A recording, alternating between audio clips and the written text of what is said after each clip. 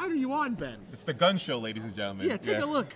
And The least impressive gun show imaginable. yeah, tickets are cheap. Buy one, get one free. He's playing Esper Stoneblade always. Andrew Schneider on our right, up-and-coming player, who is qualified for Pro Tour San Diego and is making his way through the ranks. He's got headphones on too, and he's playing Blue Red Delver. Hopefully this matchup ends soon because both players are attending a rap battle shortly afterwards. Yeah, absolutely. So we have Delver Secrets Goblin Guide Snapcaster. It's a typical blue-red deck. And Mike Flores is a huge proponent of this deck. Plays Price of Progress main, which can really take advantage of some people. Yep. You know. Just basically a burn deck, you know, really hopes to get a Goblin Guide Devil Secrets on turn 1, and then hopes to burn them out in the rest of the game. It also tries to fade Batterskull. That's probably the worst card against this deck. Stoneforge Mystic is not a card this deck really wants to see. Although, again, it has cards like Chain Lightning and Lightning Bolt that can deal with it can keep the Batterskull from coming into play early. You know, even if a Stoneforge resolves, as long as you're able to kill it, 5 mana still might be a little too far out of the range for this deck. You have to try to keep that thing in control and kill him before they can get the Batterskull land. Taking a look at Ben's deck list, and we had him on a little bit earlier, actually playing the Aristocrats yesterday.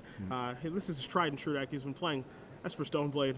I can't years. It feels like but he's only 20, so it's hard to say he's been playing it for years. But every time you see him, he's playing this deck. 4 Stoneforge, 4 Snapcaster Mage, Brainstorms, Source of Plowshare. He's got the Batterskull, the Umazawa Jite, Spell Snare, Chase the Mind Sculptor, a little bit of discard and Thoughtseeker's Inquisition, one actual real-life counterspell, Engineered Explosives, a couple Ponders, a couple Force of Wills, Lingering Souls, and an Intuition.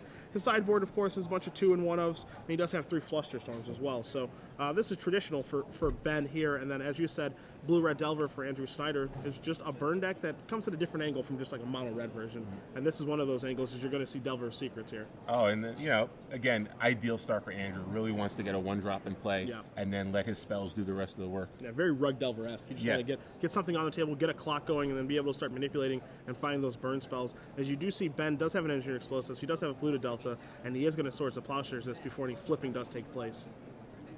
And again, the interesting thing about this matchup is Andrew doesn't really have that many threats. He has 4 Goblin Guides, 4 Delver Secrets, and 3 Grim Lavamancer, which isn't that great. Yep.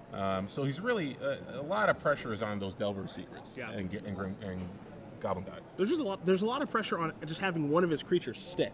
Yeah. And being able to deal some damage instead of having to just burn them out from 20 with just a lot of burn spells, especially when you have counter magic. You're not as pure as maybe a Patrick Sullivan mono red take with Fire Blast and Flame Rifts and all those burn spells. You actually need your creatures to do some work here. Yeah, and not only that, but in this matchup, Ben has 3 copies of Lingering Souls, which are really, really good in this. Because, again, Andrew's threats are really fragile. He doesn't have a card like Nimble Mongoose even that is like a 3/3. You know, all his creatures can be answered by one side of a Lingering Souls. Yeah.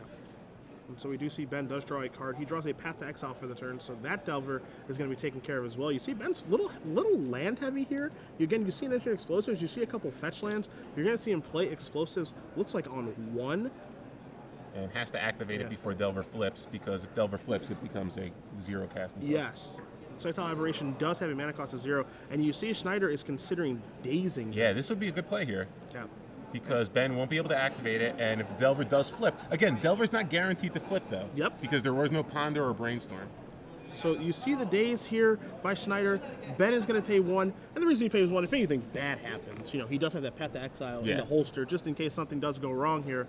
And now we'll see if Ben is going to pass turn. He is going to pass.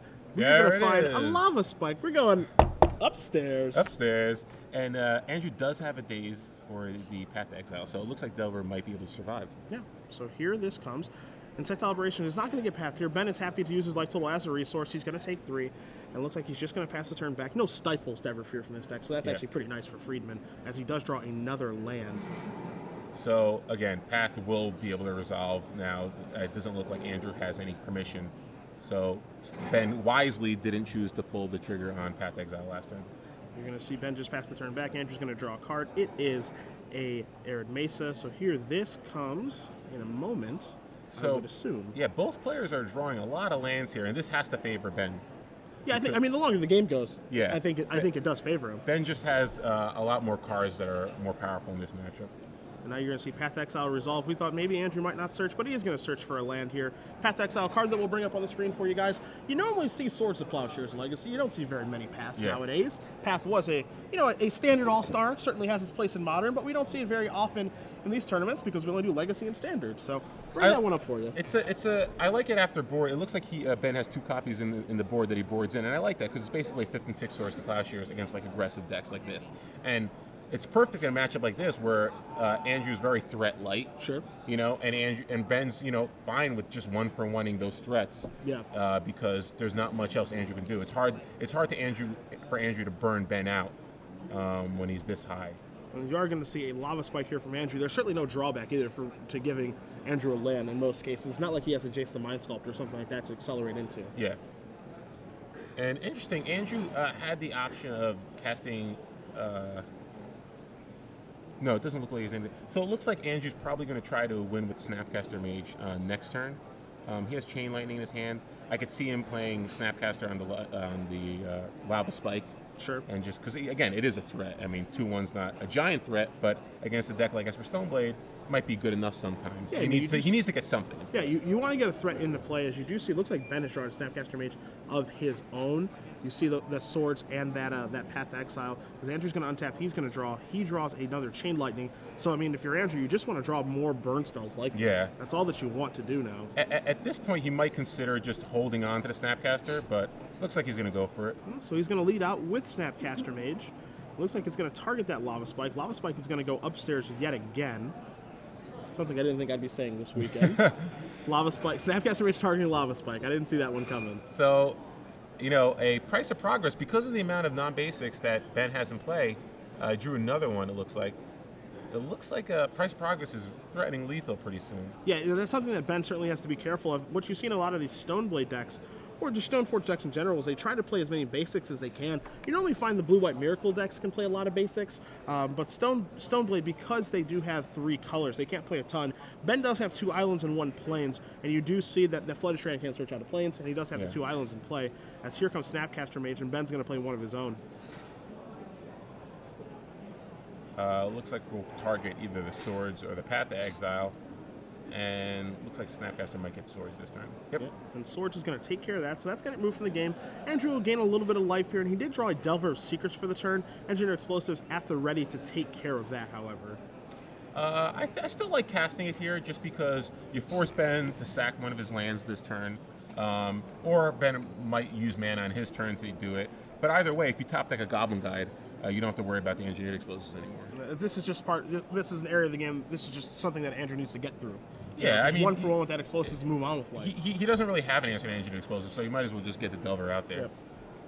Ben obviously has to activate the Explosives before Delver has an opportunity to flip, so he either does at the end of Andrew's turn or he just untaps. Either way, he's going to be using mana. Yeah.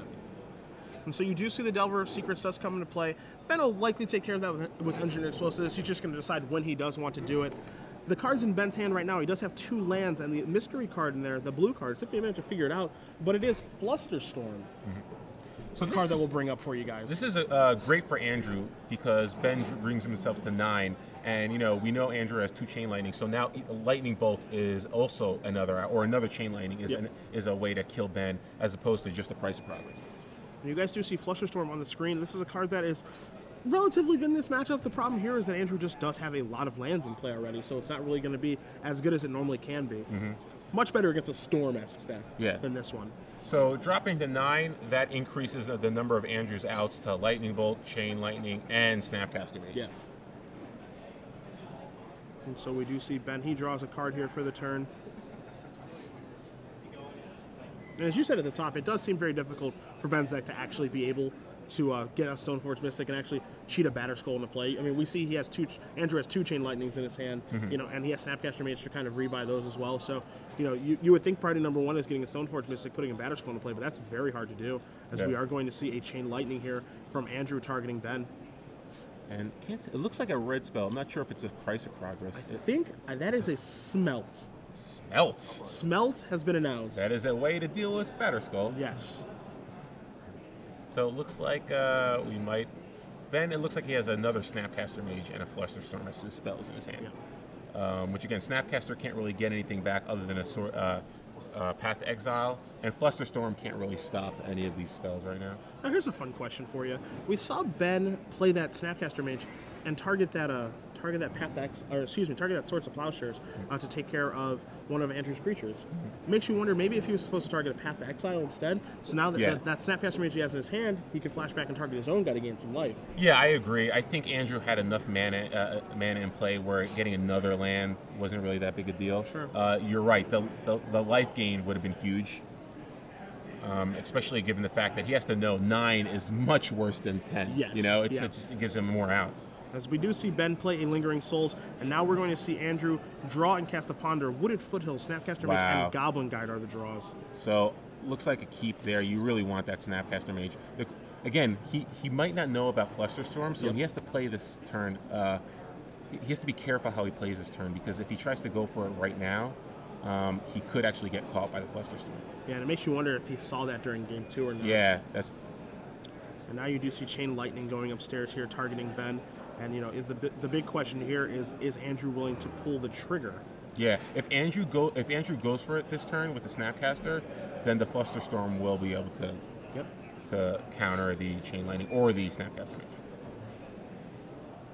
So let's see what happens here with this Chain Lightning as Ben is considering his options. You see the Flusterstorm, you see the Snapcaster Mage, you see the Polluted Delta in his hand, trying to represent something.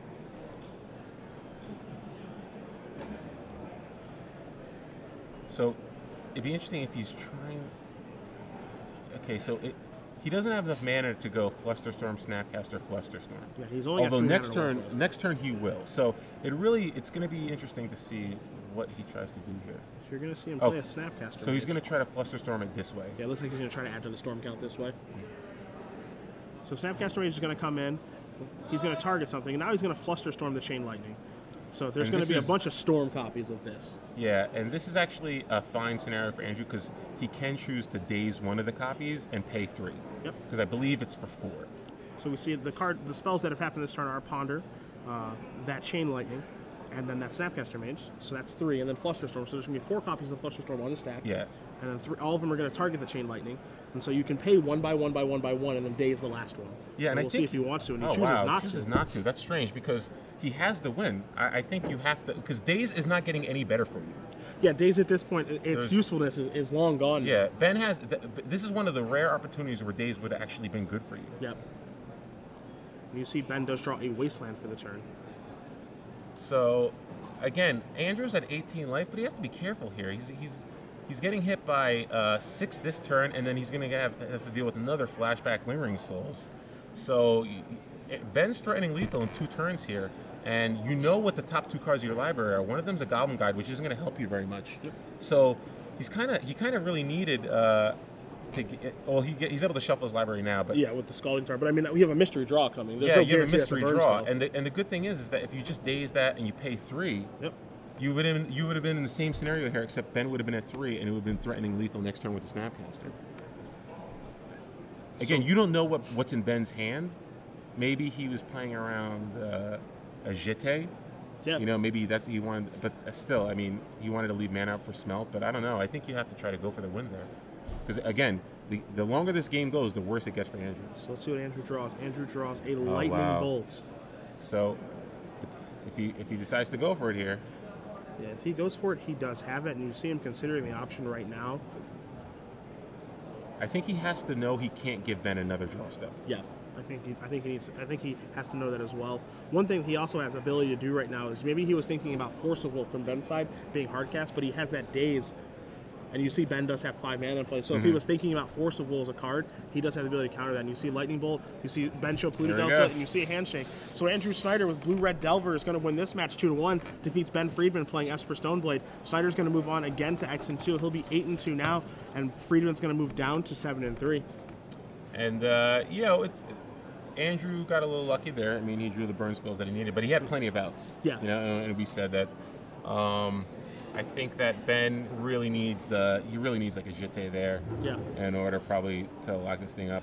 It just needed a way to close the door. I mean, you saw him play that Snapcaster Mage and then Flusterstorm. And, you know, you see him play the Snapcaster range because he's just like, I need to close this game out, and I have nothing good to flashback either. Oh, yeah. I love the play from Ben's side, you know, getting the Snapcaster, but, you know, because, he was threatening lethal in 2 turns. Yeah. You know? It's exactly what you need to do with this. Like, you can't, when you're that low, especially. Yep. I think Ben probably shouldn't have sacked his land and activated the engineer explosives at the end of Andrew's turn. Sure, just giving away 4 point of damage. You know, you have to know being at 9 is so much worse than being at 10. Yeah. Like, look at all the outs that were added to Andrew's side of the board when Ben went to 9. You know,